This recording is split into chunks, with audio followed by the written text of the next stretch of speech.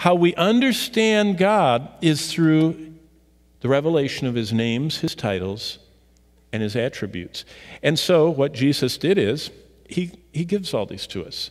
And this is a summary. If you take all those attributes that I showed you last time and just look at some of them, starting in Matthew, look at Matthew 5 and verse 45, where Jesus says this, that you may be sons of your Father in heaven. He makes his sun rise. His. God owns the sun. Properties. God says, you want to know what a trophy property is? I own the sun. Can anybody else claim that? And I make my sun, S-U-N, rise on the just and the unjust. What Jesus is saying is, the Father I'm introducing you to rules, he owns, he created, he controls the universe. And he is all-powerful, or as we know it, omnipotent. But it means all-powerful. So Jesus says, I want to introduce you to my Father. And I want you to, my Father has his hand extended to you. And if you choose, you can reach up and connect with him and say, Father, the one who's in heaven, the one who rules the whole universe, this is what I need to share with you. But when you connect with him, it changes everything about how we share. Why? Because he understands everything. He feels our needs. He is not like a high priest who can't understand our needs, as the book of Hebrews says, but was in all points tempted like as we are, yet without sin. Jesus understands humanness. He feels, what is the most frequent emotion of Christ in the Gospels, the 89 chapters? Compassion. What does compassion mean?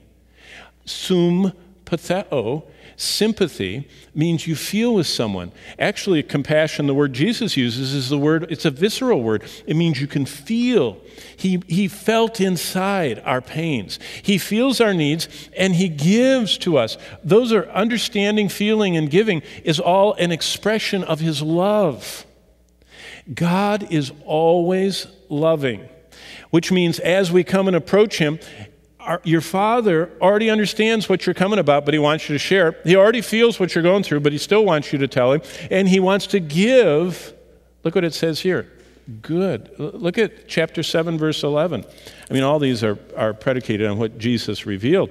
And he says, if you then, being evil, know how to give good gifts to your children, how much more will your Father who is in heaven give good things to those who ask him? He's the Father, we're the children, he gives good things. But we're supposed to ask. See, that's what prayer is about. How much of your day do you want to go through without asking and staying connected to God? It's very interesting. The more you understand the connection between prayer, understanding life, and knowing God's will. It's all interconnected, unbelievably, by Jesus. And then he said, this same Father sees everything. Look at Matthew 6:4. And you remember we went over these last week.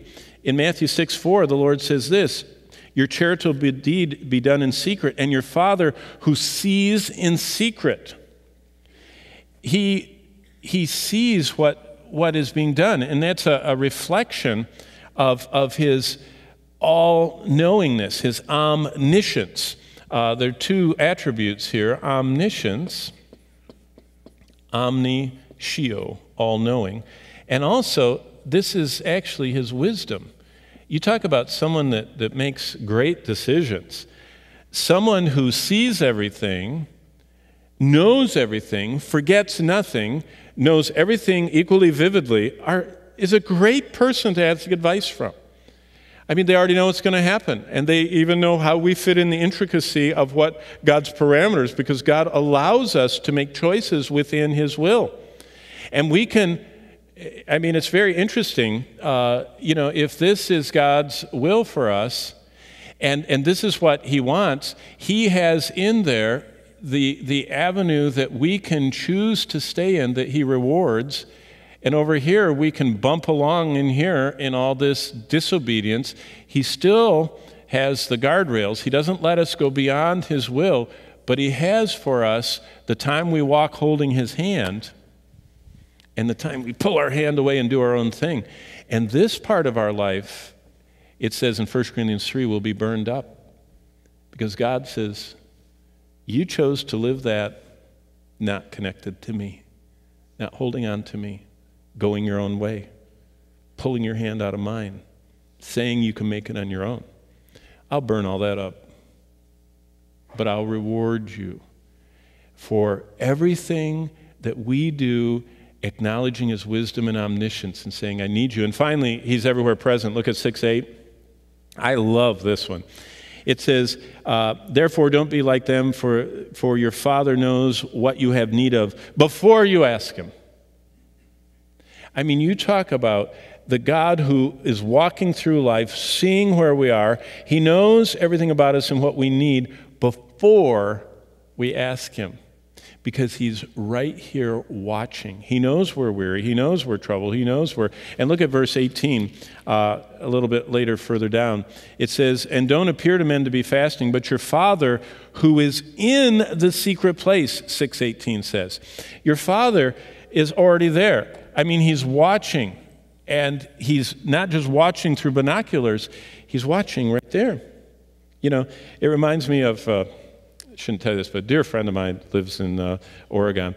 Bonnie and I spent a lot of time with him, and he was very successful in his career. And he bought his wife a BMW like 629B or I or Q or something, you know, one of the really sleek ones.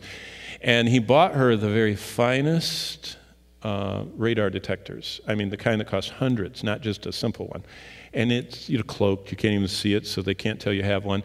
And she would go visit her mother in the nursing home, and it was 100 miles, and she could make it in an hour. I mean, she actually drove 100 miles an hour the entire way down the highway. And Sally was a good friend of mine. I wouldn't want to ride with her, but, you know. And one day, she got pulled over, and rolled her window down and looked up at the policeman and said, could I just ask you a question? She said, my husband bought me the very finest radar detector. How on earth did you catch me? He said, well, you passed me, ma'am. You see, that's what we have to realize, that God is there. You can't do anything. He's watching, and he sees us when we pass him because he's always present.